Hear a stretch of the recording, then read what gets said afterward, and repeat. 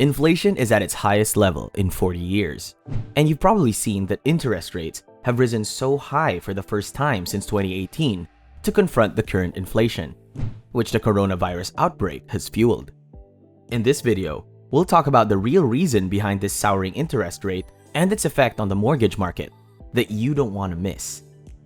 How the Federal Reserve's actions will drastically alter the country's economic status. And lastly, how to make the best investment decisions possible today. The Consumer Price Index has increased by 7.5%, exceeding economists' expectations and marking the highest increase since February 1982. This brought about a response from the Federal Reserve. The Fed's key economic goals are to promote maximum employment, maintain price stability, and maintain reasonable long-term interest rates. The central bank generally strives to keep annual inflation around 2%, a target it missed before the outbreak but now must meet. Interest rates are the Fed's major weapon in the fight against inflation. It accomplishes this by determining the short-term borrowing rate for commercial banks, which are then passed on to consumers and companies.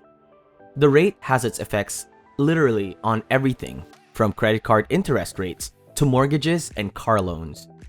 But how do higher interest rates bring inflation under control? By causing the economy to slow down.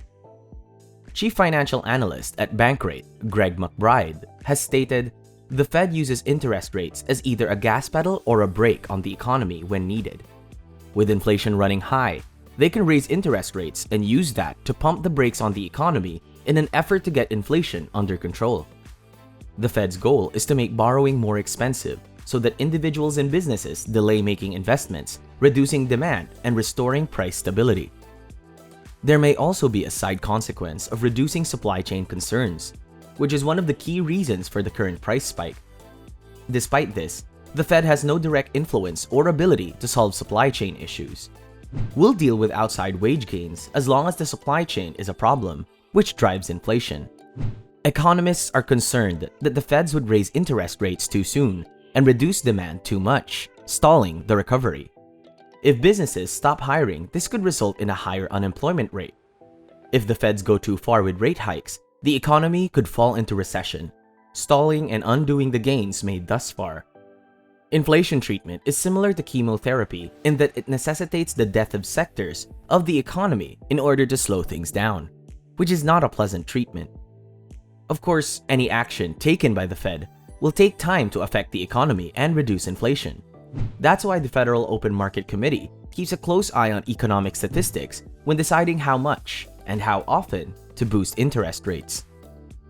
The fact that higher mortgage rates haven't had a bigger impact yet demonstrates how difficult it is to bring prices down and demand back into balance in an economy where a supply shortage is driving demand.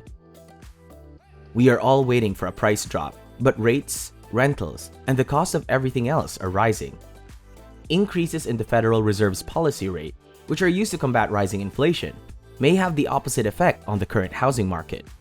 If first-time buyers find that rising mortgage rates and home prices make owning a home unattainable, they may stay in apartments or single-family rentals for longer.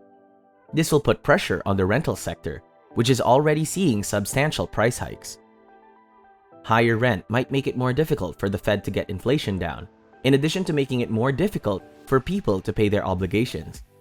In the Consumer Price Index, rents are utilized to assess overall housing costs and account for around a third of the inflation measure.